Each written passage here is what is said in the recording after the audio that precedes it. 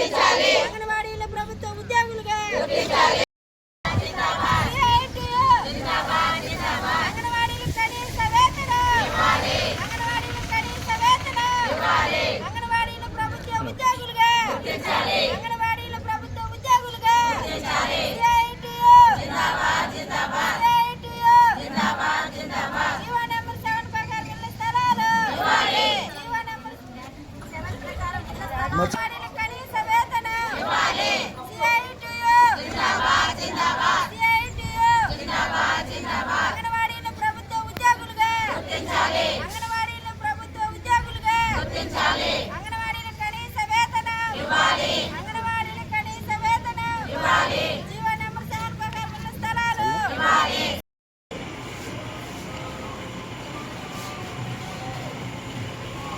చెప్పండి సార్.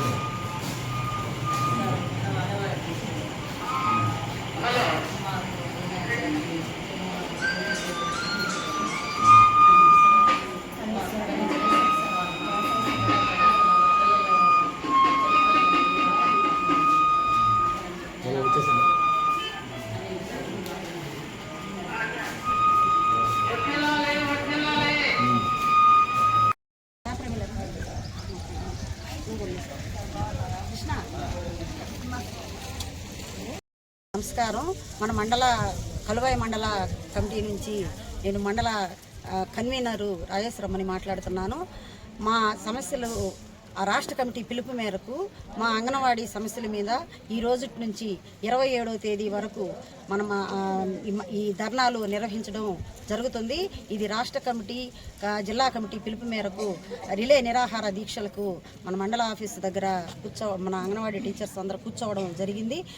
దీనిని మా డిమాండ్స్ ఒకటి ప్రభుత్వ ఉద్యోగులుగా గుర్తించడం, 2 జీవో నెంబరు 7 ప్రకారం ఇళ్ల స్థలాలు ఇవ్వాలి, కనీస వేతనం ఇవ్వాలి, ప్రభుత్వ ఉద్యోగులుగా గుర్తించాలి. ఈ డిమాండ్ల పైన మేము రిలే నిరాహార దీక్షలు ప్రతి ప్రాజెక్టులోనూ ప్రతి జిల్లాలోనూ ఇవన్నీ జరుగుతూ ఉన్నాయి. దీని కంటిన్యూషన్ చేస్తాము. మాకు ఈ కనీస వేతనాన్ని ప్రభుత్వం చేయాలని చెప్పేసి మేము డిమాండ్ చేస్తున్నాం. దీనిలో భాగంగా మా వర్కర్లు మాట్లాడతారు.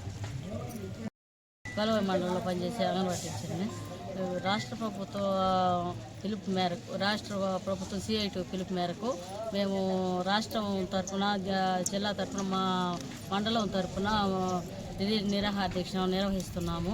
మేము మా కోరికల మేరకు మాకు కనీస వేతనం ఇప్పించాలని, మాకు జీవో నెంబర్ 7 ప్రకారం ఇళ్ల స్థలాలు ఇవ్వాలని, మమ్మల్ని ప్రభుత్వ ఉద్యోగులుగా గుర్తించాలని మా ఈ డిమాండ్ల మేరకు మేమందరం 27వ తేదీ వరకు రిలే నిరాహార దీక్షను నిర్వహిస్తాం. రాపూర్ ప్రాజెక్టు కలువాయి మండలం. నా పేరు లక్ష్మి, అంగన్వాడీ టీచర్గా పనిచేస్తున్నాను. రాష్ట్ర కమిటీ పిలుపు మేరకు ఈరోజు ఇక్కడ రిలే నిరాహార దీక్ష జరగడం జరుగుతుంది. కాకపోతే ఈరోజు 23 నుంచి 27వ తేదీ వరకు కంటిన్యూగా చేయాలని రాష్ట్ర కమిటీ పిలుపు మేరకు చేస్తున్నాము.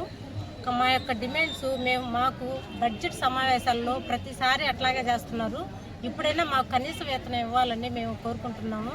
మమ్మల్ని ప్రభుత్వ ఉద్యోగులుగా గుర్తించినప్పుడు మాకు ఆటోమేటిక్గా కనీస వేతనం అనేది వస్తుంది. కానీ సుప్రీంకోర్టు తీర్పు ఇచ్చినప్పటికి కూడా గ్రాడ్యుటీ అనేది మాకు ఇవ్వలేదు. ప్రతి సంవత్సరం ఎండాకాలంలో చాలా ఇబ్బందులు పడుతున్నాము. పిల్లలు కూడా చాలా ఇబ్బందులు పడుతున్నారు. ఇంత చిన్న వయసు పిల్లకాయలకు కూడా స్కూల్ జరపమని బాగా ప్రోద్బలం చేస్తున్నారు. మాకు ప్రతి నెలంతా సెలవులు ఇవ్వాలని మేము కోరుకుంటున్నాము. కనీస వేతనాలు ఇవ్వాలని కోరుకుంటున్నాము.